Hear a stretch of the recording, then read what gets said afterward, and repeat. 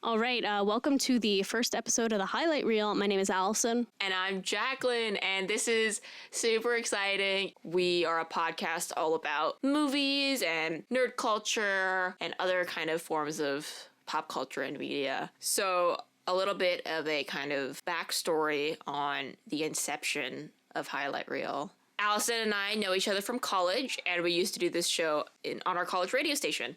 And we did it every week, and, we would talk about all sorts of stuff. And we wanted to kind of make it into a podcast. So I guess if you are an old fan of the show, we are mixing things up a little bit. We're actually integrating it into a Discord channel that Jacqueline owns called the Cinema Club. Do you want to kind of talk about that a little bit? Sure, yeah. So the Cinema Club is basically just an online movie club that I created back in the beginning of quarantine because I really missed being able to kind of watch movies with my friends and talk about them. So kind of how the Cinema Club works is every weekend, people can nominate one movie that they want to be the movie of the week, and whatever gets the most votes kind of wins, and then that is the movie of the week. Sometimes we have double features if there's, two movies that are really popular and everyone's voting for them. The movie of the week will kind of be from Monday to Friday, and then we'll have a specific channel to discuss spoilers and all that jazz for that movie, and then the cycle repeats. So how we're going to kind of be incorporating that into the highlight reel is whatever the Cinema Club movie of the week is, will be the highlight reel movie of the week as well. Yeah, so we're kind of, writing this podcast in a book club format. So when we kind of have our movie of the week, we'll be discussing the movie from the previous week. And if you're interested in joining the Cinema Club so you can discuss with us and all of the other members, we'll have the link to join the server and all of our social media and whatnot. We're hoping we can kind of make the podcast a little bit more interactive that way. Yeah, so you can join in the conversation. You can talk to us just through that Discord server if you have anything you want to kind of comment on. We have a bunch of other fun channels in there too, and it's not just movie of the week. Like there's a bunch of other memes and TV shows, gaming. We've got a great community in there, so hopefully if you're not already a part of it, you come join us. Yeah, so I guess to kind of further explain how the podcast is going to work as well, other than the movie of the week, we'll also have a question of the week, which is usually how we will start off every episode of the podcast. And we also are integrating a new thing that will be kind of closing out each episode with a pop culture pick of the week. So do you want to explain that a little bit? Sure. So pop culture pick of the week, we're just going to talk about whatever piece of media, whether it be, another movie or a TV show, video game, meme, anything really, that just really made us happy during this week, and we just feel like talking about it. Yeah, we just kind of want to highlight it, so to speak. Oh boy, man, I have not missed those weird puns. Okay, so I guess kind of going off of that, let me introduce myself a little bit more so that you can kind of get to know us. And, it's hard to kind of like summarize yourself, I guess, in like a few sentences or whatever. It's like back to class icebreakers, and it's really weird and awkward and uncomfortable. But my name is Jacqueline. I love puns. Not as much as I love movies, though. I've been a big kind of movie fan ever since I was a kid. Like, my dad kind of got me into it because my dad's probably like the biggest movie buff I know. And I'm pretty much into anything except I am generally a wimp when it comes to horror, which is a little bit ironic because a lot of the Cinema Club movie of the weeks have been horror for October and Halloween spooky season. Month. Yeah, so had to kind of step out of my comfort zone a little bit for that, but I'm trying my best. Yeah, so I'm Allison. I have always kind of liked movies. I mean, kind of started as, like, I guess a bit more of a casual movie fan up until high school or college. I started getting more into kind of finding, like, what my favorite movies are, what I liked in certain movies, and I guess taking it a bit more seriously, I guess you'd say. I enjoy watching movies. I guess most of my favorites recently have been more recent movies. I'm admittedly not much of a classic movie person, but I'm in Cinema Club to hopefully, expand my taste a little bit. Yeah, just talk about movies with other people. That's another thing I really like doing. Yeah, absolutely.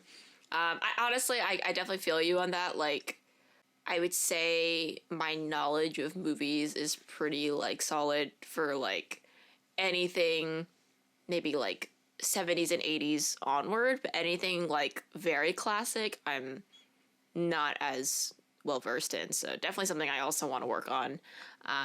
And I've seen a lot of new movies through the Cinema Club, which is always really nice, when something wins that you haven't seen yet or has been on your to-watch list, and you can kind of explore new territory with that. Definitely. Bringing down that ever-growing mental list of movies I want to watch is definitely my goal. Ooh, baby. Yeah.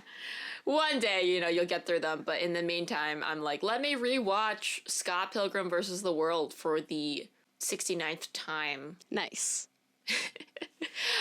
And going off of that, awesome segue.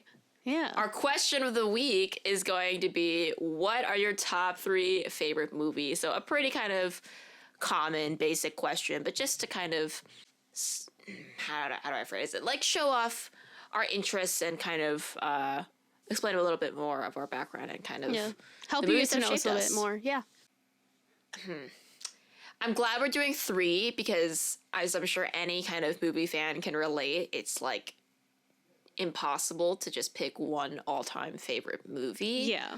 And also last time we did this, we had the same favorite movie, so maybe this will be a bit different. Should we say what that movie is and then not include it in our top 3 so that we can say other movies? Yeah, let's do that.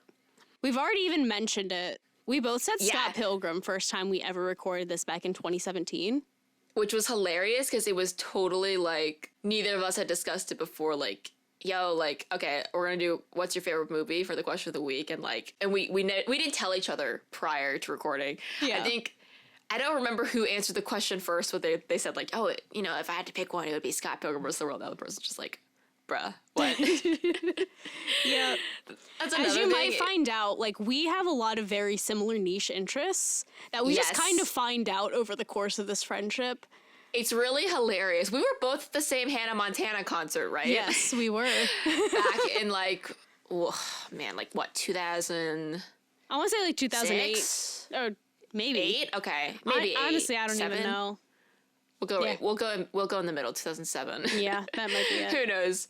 But yeah, it's small little niches like that where it's like we were totally like meant to be friends. Yeah. So it just like worked out really perfectly. So it was really funny that both of us said Scott Pilgrim vs. the World for our favorite movie. But if I were to pick 3 other favorite movies, I would have to say Ferris Bueller's Day Off. That's like one of my go-to feel-good movies. I just love that movie and I can never get sick of it. Kiki's Delivery Service. That was my first Studio Ghibli movie as a child, and watching it as an adult is like a very different experience, but it's just such a meaningful movie to me. Like, I absolutely adore that movie. And I'll go with, for my third pick, I'll do a bit of a newer movie. I'll say Parasite, because, obviously that was the Best Picture winner from the Oscars this year. It was my favorite movie from 2019, and I am Korean, so I'm like very biased, and I'll probably be talking about my Korean pride if we ever talk about other Korean movies on the show. I'll be like, I'm Korean, I love it. It's like, yeah, okay, shut up. Jacqueline, oh my God, we're gonna do it again. No. Yeah, I'm sorry. I'm honestly just going off my top movies right now on Letterboxd.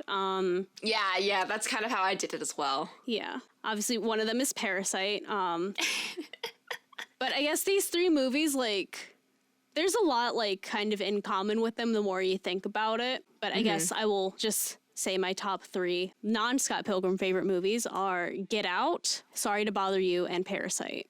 Those picks do not surprise me at all. I still remember when Sorry to Bother You came out, and I think like you saw it like opening night or something, and immediately after you like called me, you were like, Jacqueline, I just need to talk about this movie. Yeah.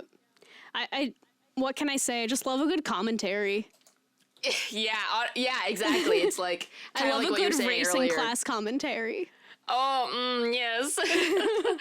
All of those definitely have that kind of trend going Yeah. on. I feel like my picks were a little bit all over the place, but yeah, so those are just some of our favorite movies. Obviously, there's so many more that we'll be talking about throughout the course of the podcast, but that's kind of a good little teaser and appetizer for our personalities and kind of taste in movies.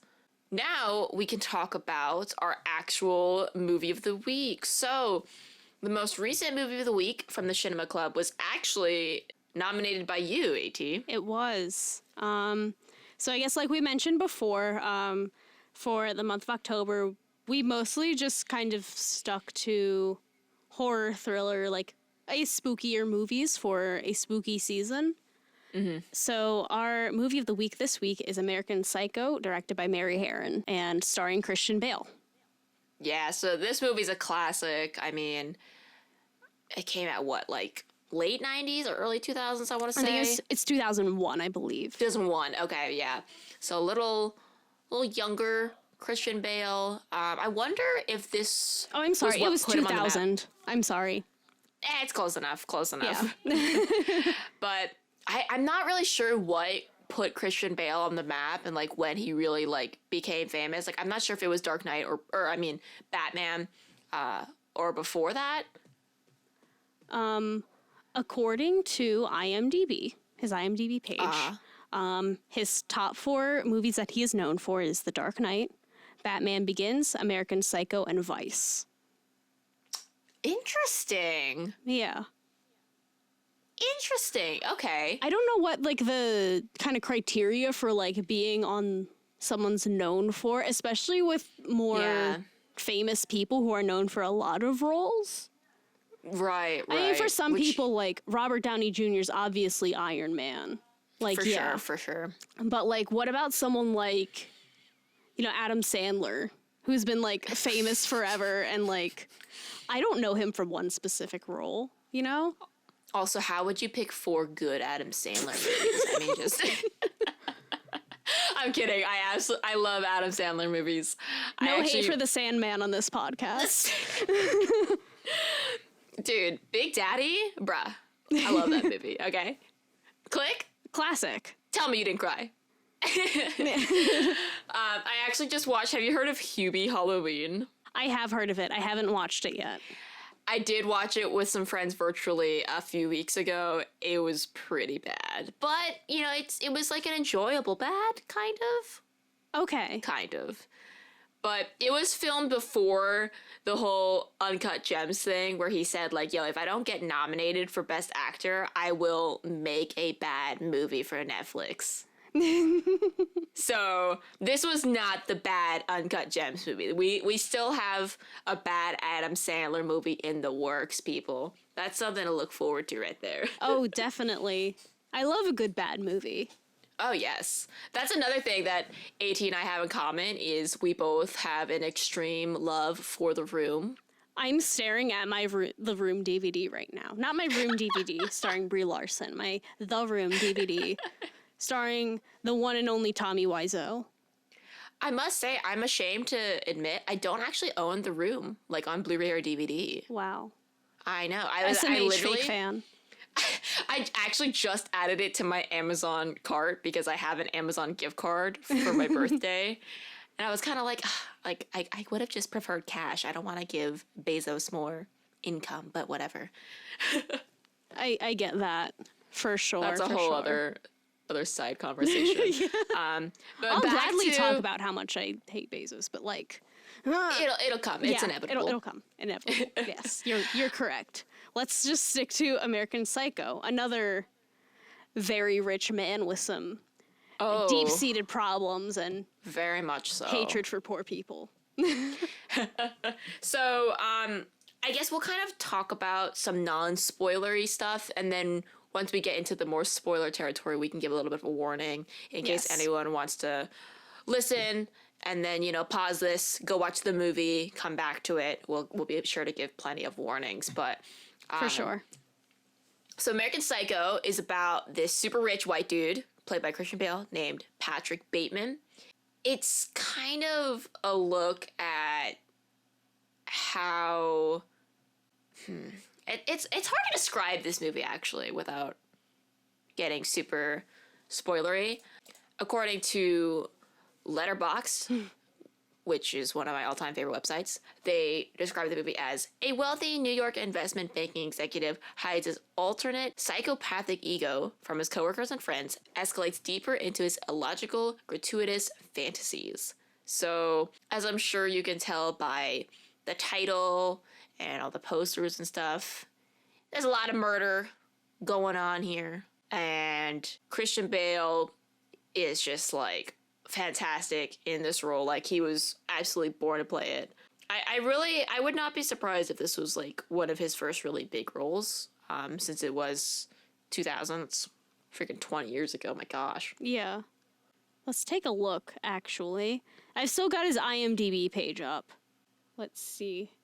His first acting role was in 1986 in a TV miniseries called Anastasia, The Mystery of Anna. Anastasia! Oh, okay. He was in the 1994 filming of Little Women. He was Laurie.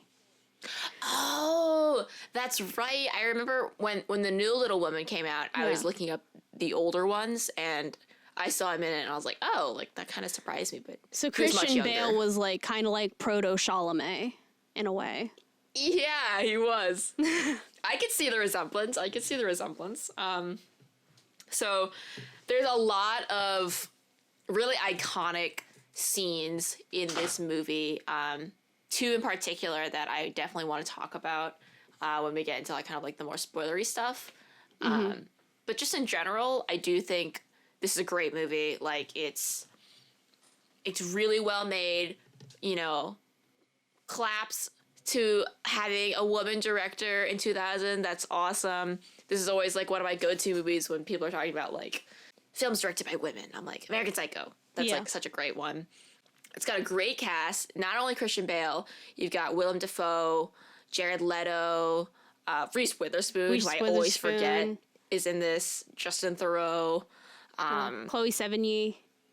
Yeah, so it's like, you know, obviously Christian Bale is definitely the star, and those other people are much smaller roles, but it's still really cool to see them. So it's an older movie, and you know, maybe this was kind of before they were really big and blew up, but it's definitely like it's the kind of movie where like on first viewing you're kind of like unsure what to think of everything, and I think it really benefits from rewatches. I love rewatching movies, so I really enjoy movies that are even better the more you watch it. Parasite is like a great example of that. You know, 18, I saw that probably like 1 billion times already. At least 6 for me. I think it might be 7 for me. I don't remember, but it's definitely at least 6. Yeah. Which is crazy. But like, I never got bored of it. How many times have you seen American Psycho? American Psycho, I believe I've seen 3 times. Okay. This was my first watch of American Psycho. Yeah. So what did you think about it, you know, after just watching it for the first time recently? I felt slightly misled, as many websites were calling this a horror movie. Oh, okay, yeah. I don't know. I would agree with that, actually. When you nominated it, you were like, oh, like, you know, I'm going to close off the end of October and, like, spooky season with American Psycho, like, you know, this classic horror movie. I was a little bit like, oh, like, I wouldn't classify it as horror, personally. I would say more, like, psych thriller-y. Yeah, I agree. I totally agree. And even then, like, I remember the first time I watched this, I was a freshman in college, and 2 of my best friends, like, had recommended it to me, and, like, obviously I had heard about it, but as I had mentioned earlier, I'm a little bit of a wimp when it comes to horror and whatnot, so just judging from, like, the poster and everything, like, I thought it'd be really scary, and my friends, like, were very reassuring, and they were like, it's really not that bad, like, you barely see any violence, and that's actually pretty true. Like, yeah, when you really think about it, there's a lot of stuff that like if you think about it's pretty messed up and can get to you, but like visually you don't see too much. Right. Is it rated R? It is rated R. Okay, yeah. I mean, there is a lot of like sexual stuff in it as well. I think there was more of that than there was of violence. Yes, that is very true. Yeah. Patrick Bateman is a very conceited character. There's definitely a lot of commentary on just this kind of world and how it can kind of shape a person and make them behave.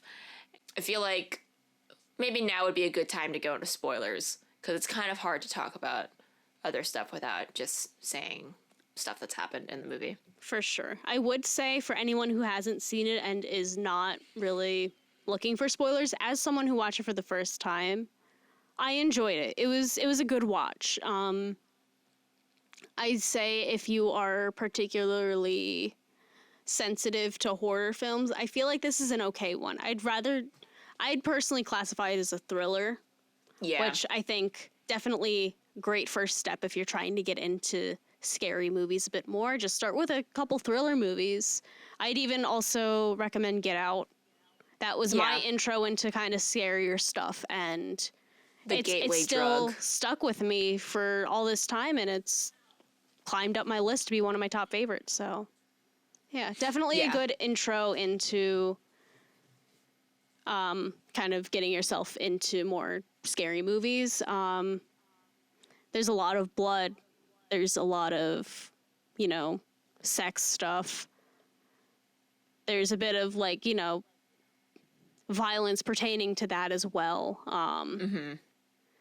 And there's also quite a bit of death. I'm not going to spoil anything about anyone who particularly dies, but there's also a lot of death.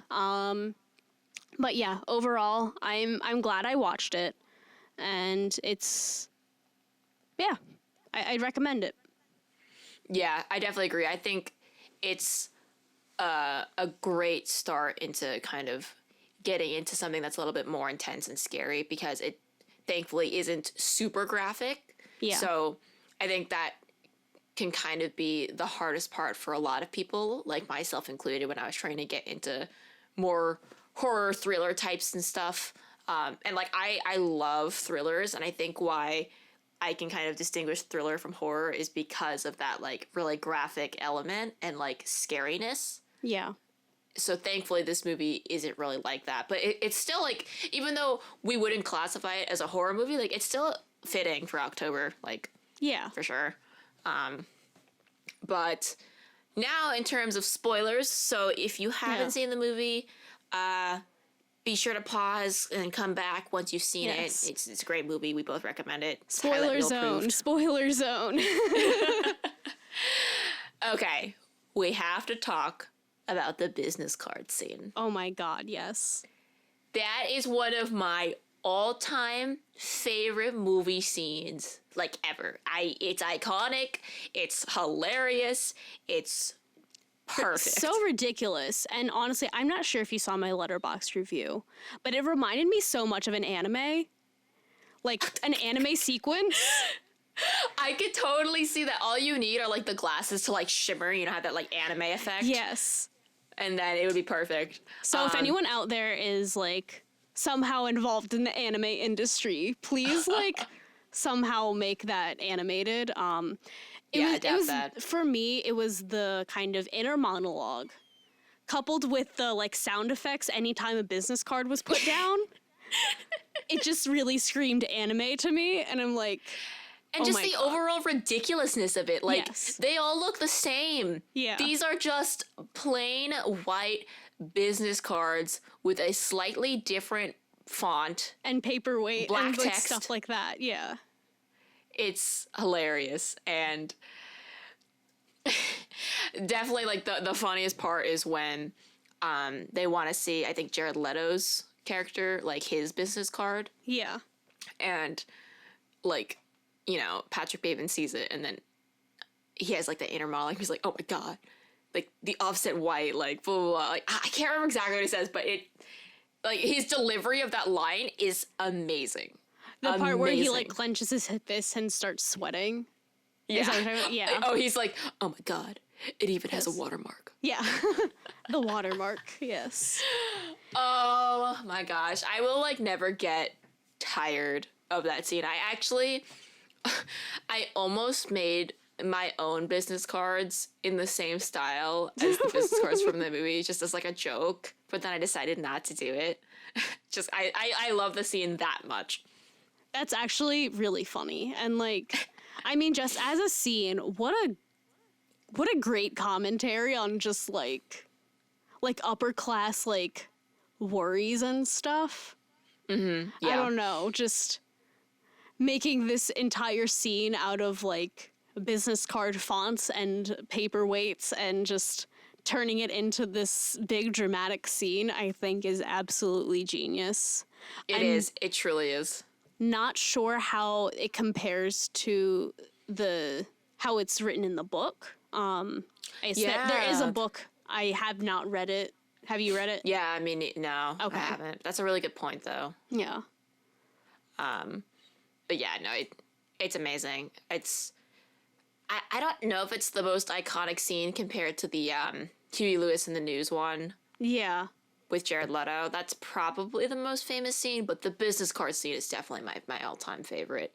It's just, I think it is a really great kind of like encapsulation of what the movie's about, like you said, and like how it's highlighting these friggin' rich guys who this is like what they care about, and all they want to do is be able to gloat about their wealth and success, and like that's their identity. Like their whole personality is wrapped around their work and like that kind of ethic. And to me, I'm like, you know, I think it's important to be like hardworking and to love your job and whatever, but like all they want to do is be able to gloat about it. Like there's like that whole thing.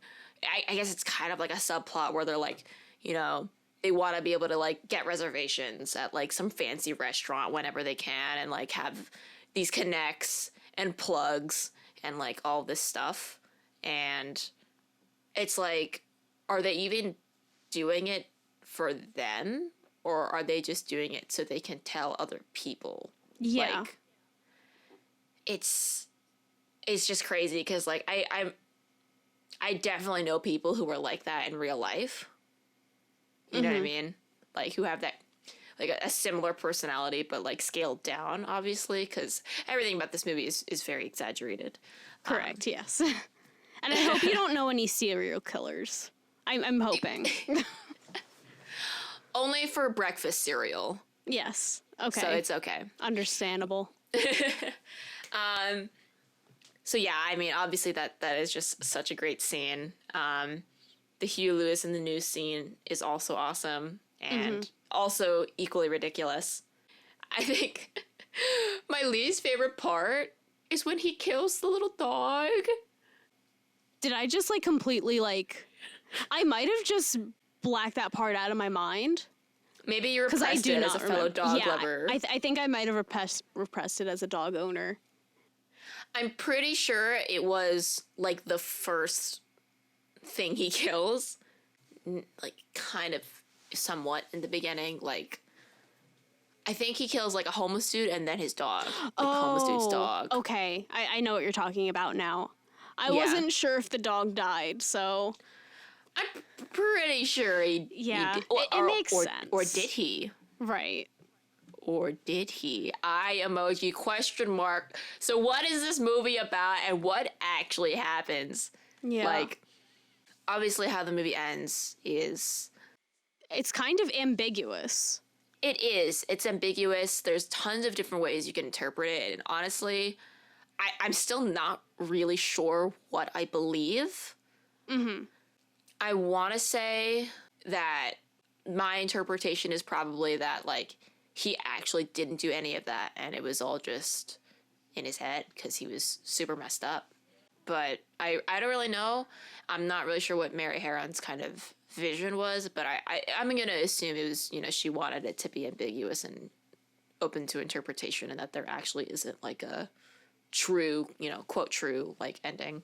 Yeah. So I will say, after I finished it, I thought the same exact thing. Just with that open-endedness and people kind of confusing him for this other guy, and just having Paul Allen actually be alive in the end or something. Yeah. I wasn't quite sure about that one. But the way he was getting away with it, it seemed like it had all kind of happened in his head.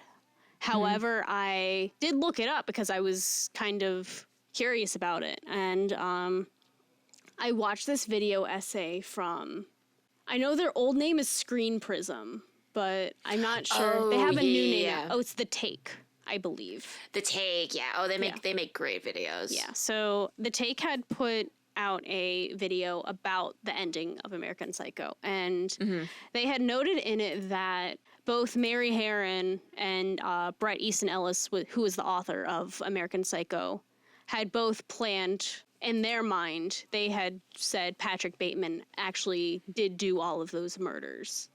Oh, okay.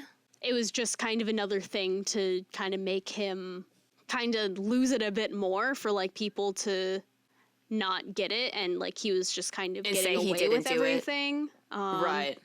And I think it's also just another point of like being a wealthy dude who can get away with literal murder, you know? White privilege. Yeah. And he's also a guy, which helps. I think it also has to go into the fact that, like with mental illness coming into play, where it's all these people just not noticing that they're best friends with someone who is like a sociopath. Like he can't feel any kind of real emotion. He has a problem with killing people. Like he's a serial killer, and his friends are too absorbed in themselves to notice anything going wrong. Yeah. So I think there are a lot of interpretations about what this ending means, and I don't know if any of them are necessarily wrong or right, since everything is really ambiguous. Yeah, I think the kind of the first one that you had mentioned about, he actually did do all of them, and it was making him even more unstable because no one would believe him. I think I've heard that one before, and I think that one also makes a lot of sense because, at the end, he wants to get it off his chest and be like, found. Like, I don't remember who he calls on the phone. It was his lawyer. Yeah. And then also his secretary. Mm-hmm. And everyone's just like, what are you talking about and stuff. And he's like freaking out even more about that, like understandably so. And it's interesting. Like, I feel like when you rewatch the movie and kind of thinking about all the possible endings and interpretations, you definitely see things in a different light. And I'm kind of wondering how it goes into play that, like, people keep confusing him for someone else, and, like, they all look identical. They all are white businessmen with glasses and, like, dark hair. And Valentino and stuff like suits. Yeah. And nice business cards, you know? Like, what is that saying about the whole thing? Like, they all look the same, so it doesn't matter who does what. Like, it's all very interesting. Definitely. I think that's what's really cool about this movie. Like, I definitely did not see that ending coming at all. I really didn't know where it was going, honestly. Like, was he just going to get away with it? Or was he going to get killed? Or, found out and taken to prison? Like, first time I saw this, I had no idea where it was going. But definitely that wasn't what I was expecting. Mm-hmm. Definitely. I do have a question for you, as someone who has seen it multiple times. In what ways do you think that it gets better with every watch for you? I feel like just all the little subtleties of, like, his behavior and interactions with other people, and I think especially in the beginning, like, you kind of are trying to see, like, whether or not, like, did this actually happen, or is this just a figment of his crazy mind? Like, and you're trying to kind of view each scene. Like, okay, if this didn't happen, then like what is actually happening, you know? Mm-hmm. I'm trying to think of like other kind of psych thrillers that are similar where like you rewatch it and you know you see everything differently. Like it's kind of similar to that, but not entirely, because I think with a lot of other psych thrillers, like especially like Christopher Nolan's movies, like you're given kind of the truth at the end, so then you can rewatch it knowing like, okay, this is what I'm looking at for. Whereas with American Psycho, you still don't really know what you believe. So Right. you know, when you rewatch it, it's like, okay, like am I going to be persuaded into thinking one interpretation over the other by the end of this viewing or not? Like, so the most recent time I rewatched it was maybe a little less than a year ago with my boyfriend, because he had never seen it before. And I think after rewatching it that time, I was kind of like, you know what? Like, I don't think it actually happened. But then even now, just in our conversations, I'm like, you know what? I kind of believe that maybe he did, but no one believes him and it's making him crazier. Like, I actually really like that interpretation. So, like, now I'm like, I want to rewatch it now thinking maybe that way. Yeah. Okay. I don't know if I'll be watching it over again anytime soon, but I think I'm going to give it a little while. I'll think about what I kind of thought with that first viewing and watch it again maybe in a couple months and see if anything kind of changed.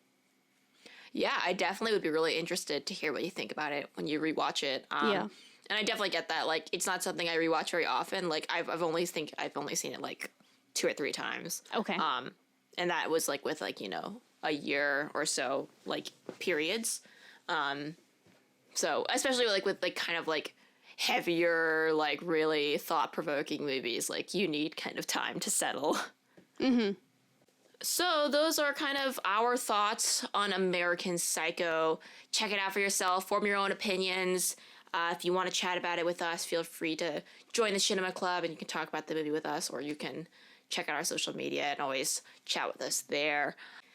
Before we wrap up the show, we're going to do our first pop culture pick of the week. Oh, Yeah. Yay. Okay, I guess I'll go first. Okay. This probably won't come as a surprise to you, but my pop culture pick of the week, honestly, really like the month, Okay. is the very popular game Among Us. Oh, of course. Yeah, I was like, she's not gonna be surprised at all. I've been like obsessed with this game, and honestly, like, I've had a lot of like really stressful weeks within the past couple months, and this game has been like the sole thing to like lift me up every night, which is kind of funny because there's a lot of lying and deceit and angry conversations that can stem from this game, and it can get really heated. And there are definitely times where I'm like, I need to take a little bit of a break, or I can feel myself getting really exhausted playing it. But almost every night, I'm like itching to play it again, because I think what I love about it so much, well, there's a lot of things, but for number one, you know, we still live in a difficult time right now. People are still quarantining, and it's still hard to be able to go out and see your friends and socialize. So any kind of multiplayer game, I think right now is great. And I have reconnected with so many people through this game. I do have a whole server dedicated to it, so I've been playing with a lot of different people. So that's like one thing that has been making me really happy about it, is like being able to do something with my friends virtually. And it's like really easy because it's free on your phone. Anyone can play it. And I think another thing I really like about it is that like it's every game is new. Like Yeah. with some games it can get a little bit repetitive. Like I'm also a really big Super Smash Brothers player. But you know, sometimes it can get a little repetitive, especially depending on who you're playing with. Like it can kind of just feel like you're getting juggled or you're juggling, and it can get a little boring after a while. Whereas with Among Us, like there are definitely nights where I'm like, okay, I'll just play one more game, and then like I need to go to bed because it's 2 a.m. But like you want to keep going because every game is so different. Yeah. And especially if you're playing with new people for the first time, you know, everyone has different strategies and ways of going about it. So that game has been like a big pick me up and has given me a lot of joy killing my friends. For sure. I mean, yeah, I definitely agree. Among Us has been kind of a breath of fresh air during this quarantining time. It brings a lot of people together, like you said, and yeah, I agree. It's a wonderful little game. I'd say my pop culture pick of the week is another video game. Oh. It's a little bit spookier. It's this game I recently found called Dead by Daylight. It's been out since like 2016 or something, but I have this thing called Game Pass on Xbox, which lets you download a whole bunch of games for free. Well, not for free, but you pay a monthly fee to download hundreds of games, not pay for it. So I found it through there. And I guess basically Dead by Daylight is kind of an asymmetrical game. You have one killer and 4 survivors. And what you need to do is repair generators on this map and try to escape the area you're in. But you have the killer coming up and like chasing you and just like trying to hang you on a hook and sacrifice you to some higher being called the Entity. Ooh. Yeah. So That's intense. yeah. So that's what I've been into lately. They have a lot of tie-ins with some kind of like sci-fi and horror series with different characters. Like they have Stranger Things, you can play as like Nancy or Steve, and also the Demogorgon if you're on the killer side. Oh, wow. That's really cool. You can play as like Ghostface and Freddy, and I don't know, just like a lot of different. It's Michael Myers. Yeah, they have lots of different tie-ins with a lot of big franchises, and I think that like adds kind of an extra level of like funness to the game. Like, yeah, I don't know, or intensity. Yeah, I mean, just getting to like, I mean, you obviously have to pay for like, you know, being able to use those characters. Like, it doesn't come free. But, I mean, it's definitely a bit more fun for me to play as Nancy Wheeler than it is for me to play with their, like, in-game characters. Yeah, like generic human number 2. Yeah. But, I mean, regardless of who you play as, it's a really cool game. It's pretty intense, especially if you, kind of like Among Us, if you're with a group of people and you're playing together, trying to survive or trying to, you know, kill all the survivors. It's a pretty fun game. So is that like another old game that has repopularized recently? Because I had never heard about it until recently, but I feel like a lot of people are playing it right now. Or is it just because it's like Halloween? Yeah, they're doing a big Halloween event right now. I think they have also released a couple new characters and stuff. So there is a bit more of a resurgence there. It also getting added to Xbox Game Pass got a lot of new people interested in it as well. Yeah, definitely. That's really awesome to have that as an option to play for the Game Pass. Yeah. PlayStation, I think, has something similar, but I don't think I'm subscribed to it anymore. But it's funny because, like you said, there's like kind of similarities or tie-ins with Among Us, because I think there is kind of like a fan-made game mode for Among Us, similar to the whole hide and seek version, that's inspired by Dead by Daylight. I don't remember what the rules of it were, but someone kind of like came up with a way to play Among Us that was similar to Dead by Daylight, so I think that's kind of funny. Oh, really? Wow. That is very interesting.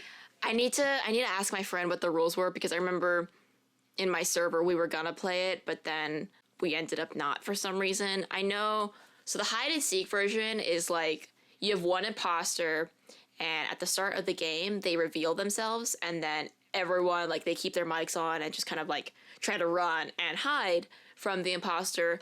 Some people play it where you do try to do your tasks and, you know, try to like do it before the imposter kills everyone.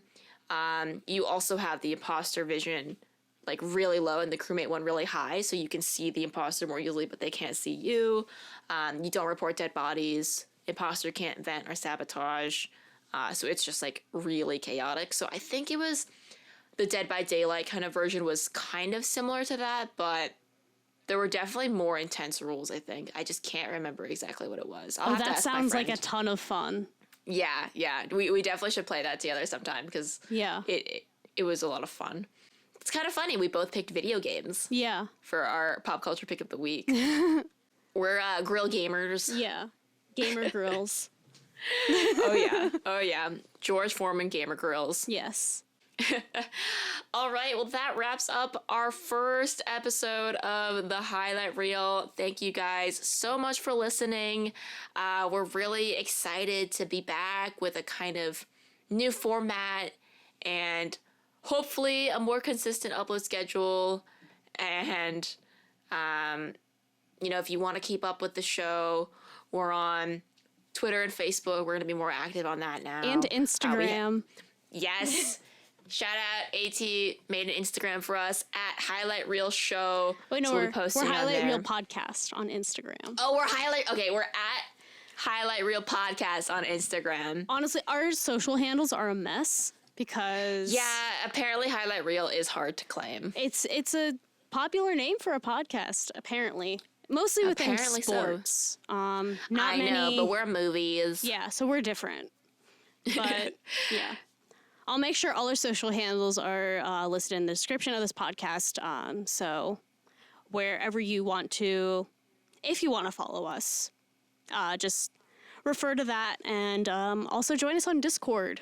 We'd love to Yes. talk to anyone who is interested in either this podcast or the movies we pick. And yeah, let's start a conversation.